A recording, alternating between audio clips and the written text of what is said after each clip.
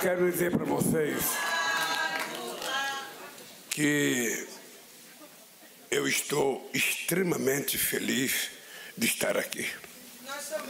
Nesse SEMPS, que eu tive a oportunidade de visitar várias vezes, nesse SEMPS que a gente teve a oportunidade de sonhar com pesquisas, sabe, muito importantes para que o Brasil se transformasse no rei da produção de energia limpa nesse país. Mas eu estou mais feliz porque eu vou falar o nome de alguns companheiros e eu não quero falar agora para não me emocionar. Eu quero cumprimentar a minha querida companheira Janja, quero cumprimentar a querida companheira Magda Chambriard, quero cumprimentar meus companheiros ministros Ricorte da Casa Civil, Fernando Haddad da Fazenda, Margarete Menezes da Cultura, Alexandre Silveira de Minas e Energia, Luciana Santos da Ciência e Tecnologia e Inovação, Márcio Macedo da Secretaria-Geral da Presidência da República e o nosso querido companheiro jornalista Lécio Portela, que está assumindo o lugar do companheiro Pimenta, que está cuidando do Rio Grande do Sul nesse momento de desastre climático muito forte. Quero cumprimentar a querida companheira Fátima Bezerra, governadora do Rio Grande do Norte, cumprimentar deputadas e deputados federais Aliel Machado, Benedita da Silva, Dimas Gadelha, Hugo Leal. Quero cumprimentar o companheiro Eduardo Paes, prefeito da cidade maravilhosa, e quero dizer do meu orgulho de estar aqui com uma parte daquilo que eu considero patrimônio desse país. E orgulho desse país. Eu estou aqui com a Petrobras, estou aqui com o BNDES, estou aqui com o Banco do Brasil e estou aqui com a Caixa Econômica, que são instrumentos que têm ajudado o Brasil a desenvolver. E dizer mais para vocês, se não fosse esses bancos públicos, e se não fosse uma empresa como a Petrobras, a gente teria quebrado como muitos outros países na crise de 2008 e 2009. Foi graças à operação, junto com os bancos públicos e uma empresa do porte da Petrobras, que a gente foi o primeiro país, o último a entrar na crise e o primeiro a sair. E terminamos o nosso mandato crescendo a 7,5% no PIB, com o comércio varejista a 13%. Apenas numa demonstração de que a gente poderia estar melhor ainda. A gente poderia ter aqui do nosso lado a Eletrobras, que era a maior empresa de energia desse país. A gente poderia ter aqui do nosso lado a Vale, que foi privatizada e foi rifada por 899 mil pequenos fundos em que você não tem um dono para você conversar, você não tem alguém para você discutir. E quando eu digo que não tem um dono para conversar, é porque desde Mariana e Brumadinho, com o desastre das barragens, até hoje não foi paga a indenização daquele povo que está esperando uma casa e o ressarcimento do estrago. Porque a gente precisa saber que uma empresa boa e grande, ela tem que ter alguém responsável por ela para que as coisas possam funcionar corretamente. Minha mãe dizia que cachorro de muito dono morre de fome, porque todo mundo pensa que deu comida e no final ninguém deu comida para o cachorro. Então, uma empresa com muito dono que ninguém manda, ou seja, muitas vezes não cumpre aquele papel social que é importante cumprir de atendimento às necessidades soberanas de um país. Então, queridos companheiros e companheiras, eu vou começar a minha fala parabenizando a nossa nova presidenta, Magda Chambriard, e dizer que é sempre uma grande alegria voltar à Petrobras e ver essa empresa pujante, resistente a tantas tentativas de desmonte e dilapidação do seu patrimônio. Ao longo dos seus 71 anos, a Petrobras sofreu acirrados ataques da elite política e econômica deste país, sem nenhum compromisso com a soberania do Brasil e a melhoria de vida do nosso povo. Tentaram destruir a Petrobras antes mesmo da sua criação. A história jamais esquecerá os editoriais de grandes veículos de comunicação que preferiam ver o petróleo brasileiro entregue de mão beijada a empresas estrangeiras. Décadas depois, quiseram privatizá-la, ensaiaram uma mudança de nome numa tentativa de negar sua origem 100% brasileira. Não conseguiram. Foram obrigados a recuar diante da resistência do povo brasileiro. Quando assumimos o governo pela primeira vez em 2003, patrocinamos o maior ciclo de investimento da companhia, em produção de óleo e gás natural, em refino e distribuição, na construção de sandas, plataformas e gasodutos. Não pense que foi fácil. Companheiro Estrela se lembra. Não pense que foi fácil quando a gente resolveu fazer navio, quando a gente resolveu fazer sonda, quando a gente resolveu fazer plataforma. Sempre aparecia aquele que dizia, é mais barato comprar fora. E eu diria, mas comprar fora não vai criar emprego, comprar fora não vai gerar tecnologia, comprar fora não vai gerar salário e não vai gerar imposto. Esse é um país grande, é um país de mais de 200 milhões de habitantes, é um país com imenso territorial, é um país com quase 5 milhões de quilômetros quadrados de água sob a nossa responsabilidade. A gente não pode brincar de governar um país desse tamanho, achando que qualquer um pode chegar aqui e dar o palpite que quiser e dizer que as coisas brasileiras não servem. Então, eu digo para vocês, é com muito orgulho que eu fui candidato em 89, defendendo a Petrobras, fui candidato em 94, defendendo a Petrobras, fui candidato em 98, defendendo a Petrobras, fui eleito presidente em 2002, defendendo a Petrobras, me candidatei em 2006 à reeleição, defendendo a Petrobras, elegemos a Dilma em 2010, acreditando na Petrobras, e mais ainda, o Haddad foi candidato em 2018, defendendo a Petrobras, e eu voltei a ganhar as eleições de 2022, defendendo a Petrobras.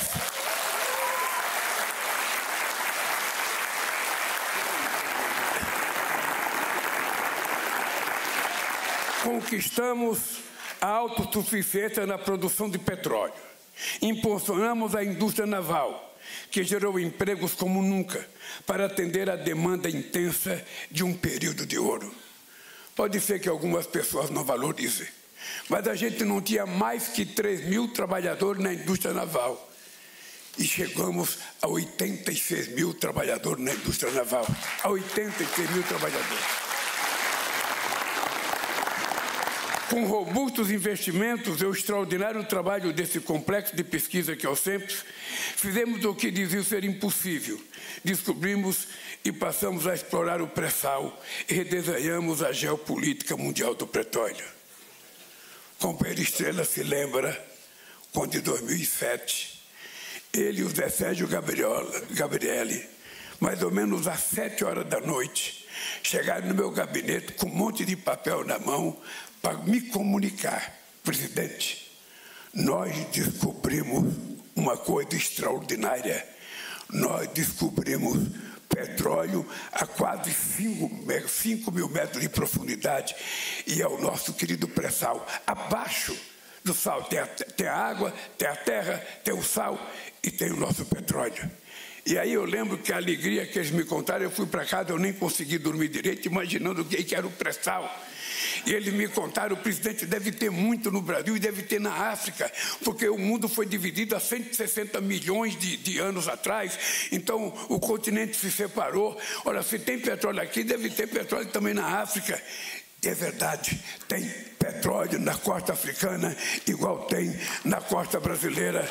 E eu acho que a África merece que esse petróleo seja explorado para a riqueza do seu povo. Nós ficamos muito felizes. Eu lembro que eu fui numa reunião do Mercosul, da Unasul. A primeira coisa que o presidente Chaves me chamou foi Marechal do Petróleo. Agora o Lula vai entrar na OPEP. Porque o Lula agora vai ser um sheik do petróleo. E nós tivemos o cuidado, com muita tranquilidade, discutimos com a Agência Nacional de Petróleo o não leilão dos poços novos que a gente tem descoberto, a gente tem um grau de conhecimento do que a gente tinha embaixo da terra. E vocês não sabem o sufoco que a gente ficava, porque muitos chamados especialistas diziam, descobriram pré-sal, mas não vão conseguir produzir, porque vai ser muito caro, porque ele vai ser muito difícil, porque vai custar muito dinheiro. E hoje, um barril de petróleo colocado em terra é quase o mesmo preço de um barril de petróleo da Arábia Saudita tirado à luz da terra. Numa demonstração de que essa empresa chamada Petrobras não tem medo de desafios, e quando se trata de tecnologia, ela é a empresa mais extraordinária que nós temos no mundo.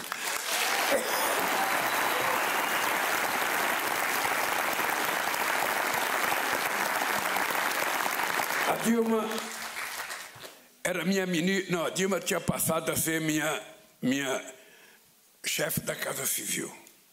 E a primeira coisa que nós discutimos foi aprovar um novo marco regulatório. Era preciso tomar conta daquela riqueza. E nós aprovamos e criamos um regime de partilha da produção. Vocês se lembram que nós fizemos a maior capitalização da história da companhia e estabelecemos o Fundo Social do Pré-Sal, com investimentos direcionados a áreas prioritárias como a saúde, educação e tecnologia. Não me sai da memória o nosso discurso de dizer que o pré-sal era o passaporte do futuro desse país, porque nós tínhamos que criar um fundo para garantir aos 200 milhões de brasileiros o direito de usufruir de uma riqueza produzida pelo solo e abaixo do solo brasileiro.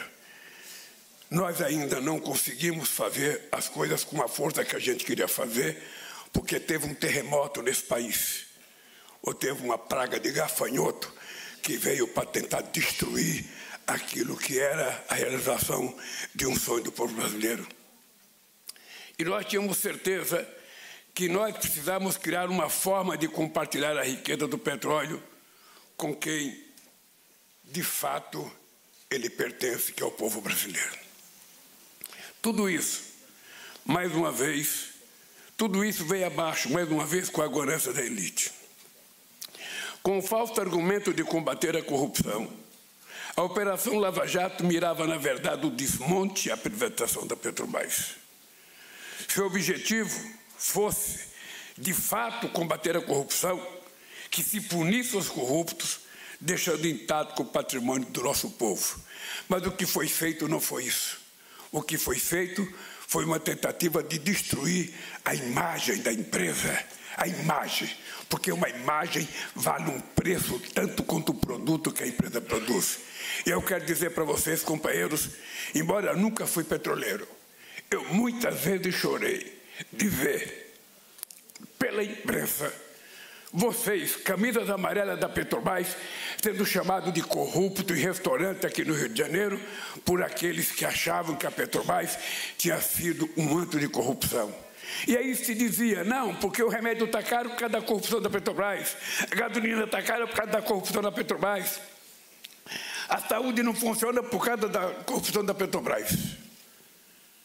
Tudo isso, não com o objetivo de combater a corrupção, mas destruir uma empresa que tem no coração do povo brasileiro o símbolo maior de soberania do nosso país. O que queriam mesmo era, mais uma vez, entregar esse extraordinário patrimônio nas mãos de petrolíferas estrangeiras. Esse é o que estava por detrás de tudo isso. Era tentar o desmonte, era tentar desfazer. Quando eles não conseguiram, eles começaram a vender fatias da Petrobras. Vamos privatizar uma refinaria, porque a refinaria não dá lucro, mas vamos privatizar a refinaria. Vamos vender uma parte da BR, porque não dá lucro. Vamos vender empresa de fertilizante, porque o Brasil não precisa de fertilizante. Ou seja, foi se criando uma série de negativismo para que a gente fosse aceitando a ideia de destruir a Petrobras. Tem país que tem petróleo e manda refinar nos Estados Unidos e pega gasolina exportadas. Aqueles que defendiam, sabe, o fim da Petrobras é os mesmos que abriram 400 empresas de importação de gasolina para o Brasil, quando o Brasil era autossuficiente na produção de gasolina. O Brasil não precisava importar gasolina. Era o mesmo que ficam dependendo que o preço da gasolina brasileira seja cobrado a preço internacional, quando o petróleo é nosso e, portanto, ele não tem o dinheiro do frete que nós pagamos para ele chegar aqui no Brasil. E tudo isso nós precisamos discutir, porque é preciso que prevaleça a verdade para o povo brasileiro. Ninguém quer que nenhum acionista tenha 1 centavo de prejuízo. Se investiu, tem direito a ter o seu retorno do investimento. Ninguém quer isso. Ninguém quer que a Petrobras seja uma empresa deficitária, que ela perca dinheiro. Não. Eu quero a Petrobras uma empresa lucrativa. Quanto mais lucro, mais investimento e mais imposto vai pagar e mais o Haddad vai ficar feliz com o dinheiro para poder o Tesouro ajudar os prefeitos do Estado.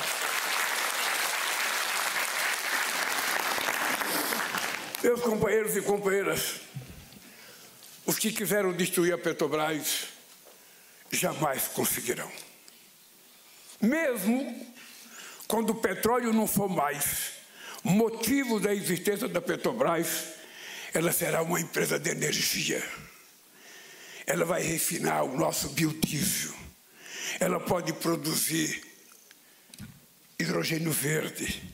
Ela pode produzir uma série de outras coisas e agora pode ajudar o país a enfrentar essa guerra da Rússia com a Ucrânia, ajudando a gente a recuperar a fábrica de fertilizante que a gente tanto precisa para recuperar esse país. Aqueles que tentaram destruir não conseguirão. A Petrobras tem o DNA do povo brasileiro. Resiste e insiste. E, de novo, caminha para se posicionar como uma das maiores empresas de energia do mundo. Vocês não imaginam, o Estrela estava presente. O orgulho que eu tive quando, em 2010, não na Bolsa de Valores de Nova York, não na Bolsa de Valores de Tóquio, não na Bolsa de Valores de Frankfurt ou de Londres, mas na Bolsa de Valores de São Paulo, nós conseguimos fazer com a Petrobras a maior capitalização já feita no mundo no regime capitalista. Nunca, em nenhum país do mundo, foi feita a capitalização que nós fizemos da Petrobras.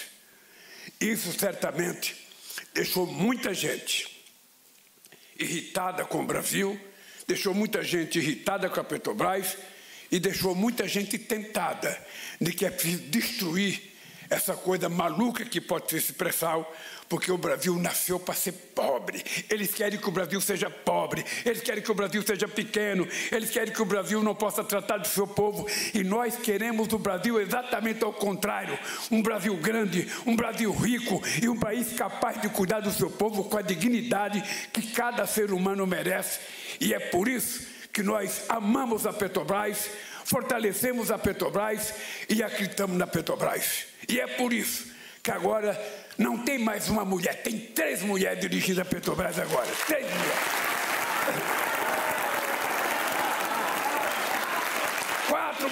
4 mulheres. Ou seja, então veja que coisa extraordinária. Uma mulher é pouco, 2 é demais.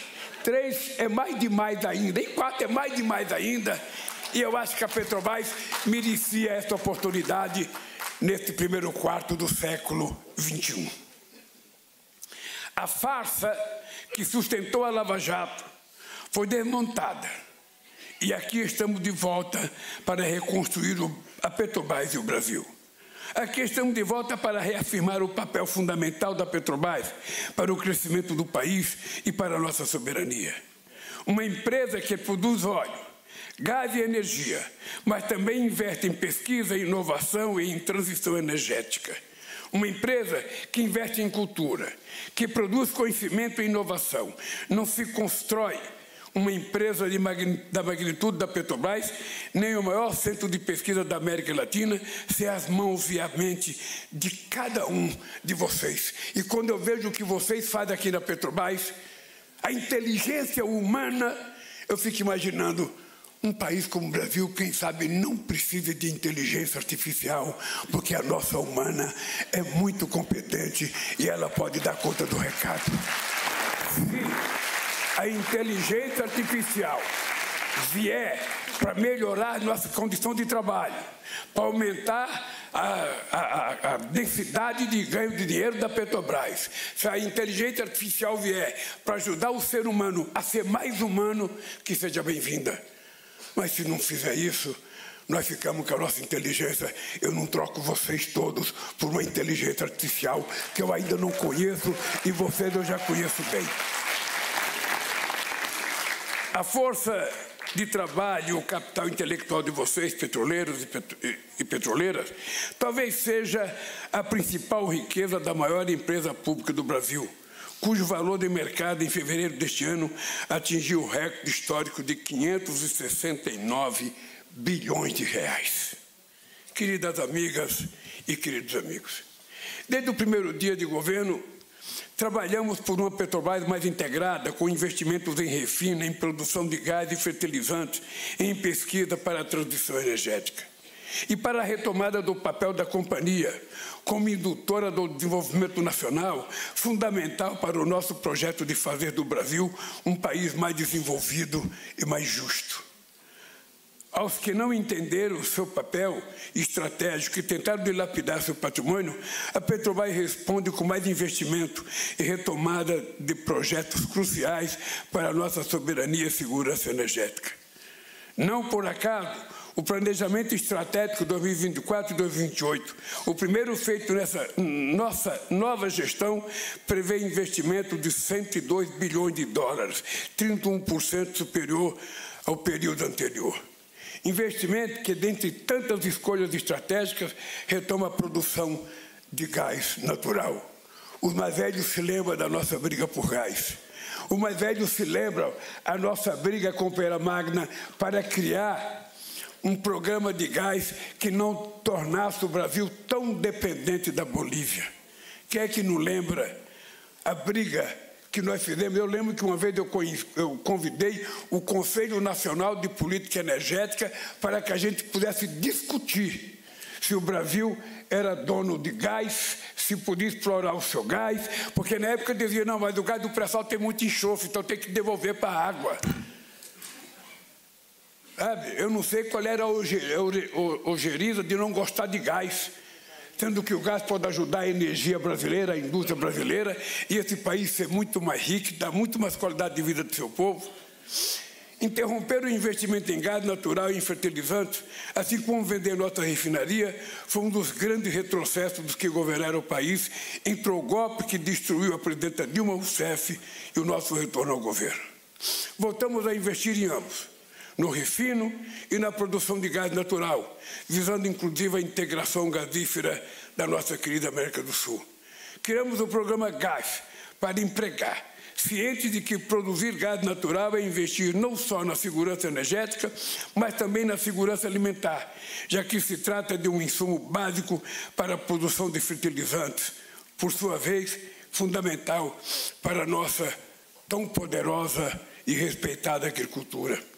Os investimentos em pesquisa, tão bem conduzidos pelo SEMP, certamente levarão a Petrobras a manter seu protagonismo como empresa de energia, num futuro de economia verde, quando o Brasil não mais depender de combustíveis fósseis.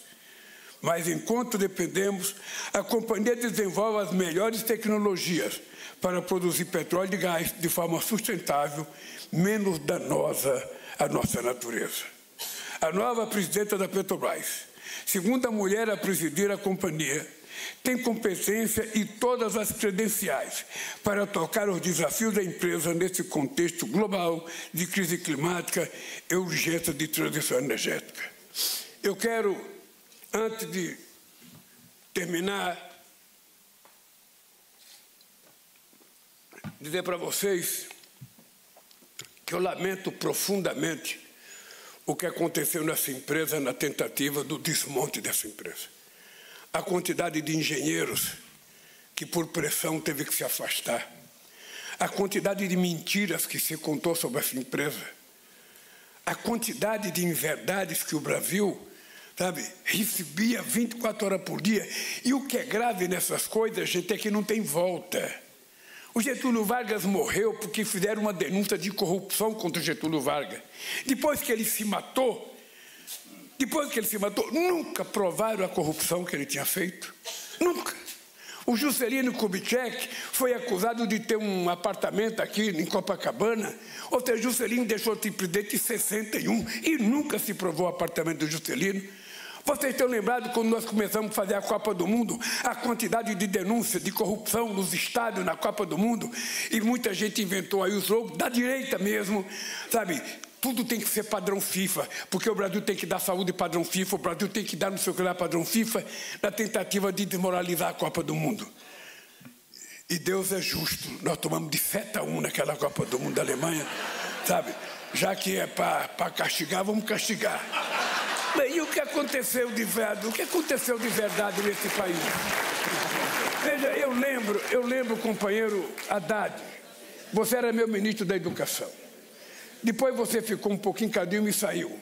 Eu lembro que eu estava no Instituto, eu chamei um membro do Tribunal de Contas chamado Valmir Campelo. Ele era ministro do Tribunal de Contas e tinha sido designado para acompanhar, em nome do Tribunal de Contas, a construção de todos os estádios brasileiros. Chamei ele para perguntar a mim, pelo amor de Deus, se teve corrupção, diga quem foi. Diga. Porque o corrupto, se ele não for denunciado, ele não é atingido, então tem que dizer quem foi. O que ele me disse? Presidente, o Tribunal de Contas terminou a sua investigação, o relatório final está terminado, está lá no Tribunal de Contas, não houve prova de nenhuma corrupção em nenhum estado da federação. Houve uma tentativa de erro aqui no Maracanã, que foi corrigido antes de concluir o Maracanã. Essa é a verdade que está lá no relatório do Tribunal de Contas. Por que as pessoas não publicam isso? É porque, eu vou contar para vocês, é porque a desgraça da primeira mentira é que você passa o resto da vida mentindo para poder justificar as mentiras. E quem fez toda a leviandade das denúncias contra a Petrobras, toda a leviandade contra muita gente nesse país, pessoas inclusive importantes da Petrobras, não tem agora a coragem de pedir desculpa pelo engano cometido. Não espere, porque o pedido de desculpa é uma demonstração de grandeza. E os acusadores não têm grandeza para pedir desculpa pelo erro que cometeram. Por isso, eu sinto orgulho de ter entrado naquele laboratório hoje que eu inaugurei em outubro de 2010. Eu sinto orgulho da quantidade de visitas que eu fiz da Petrobras. Eu sinto orgulho da quantidade de orgulho que a Petrobras colocou nesse peito aqui. E eu sinto orgulho de quanto era importante falar da Petrobras em todos os países do mundo. Como Deus existe, eu estou aqui. Estou de volta, como está de volta a Petrobras para o povo brasileiro. E como?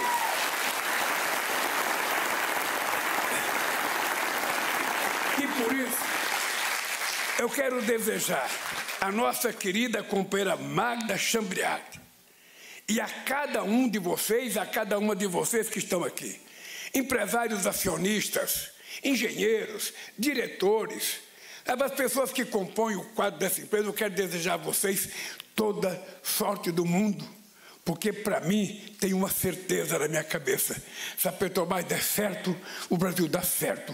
Se a Petrobras der errado, significa que o Brasil também vai dar errado. E eu torço, luto e morro para que o Brasil dê certo. Muito obrigado e parabéns, companheira Magna, pelo seu trabalho. Poder Monitor, a ferramenta mais completa para monitorar os 3 poderes. Acesse agora poder.cc/monitor e ganhe 30 dias grátis.